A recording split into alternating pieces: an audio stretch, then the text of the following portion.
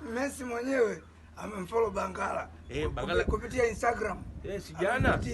Nimeona jana. Amepitia kwenye mtandao amemfollow. Yeye anaondoka, anatakiwa acheze mbele. Alafu wachezaji wa Yanga sasa hivi wanatakiwa waende mbele. Kwa sababu gani? Wakali wote wakali. Kwa hiyo sasa wewe ngoja nikwambie ujui Bangala baada mechi ya jana kapiga mwingi sana.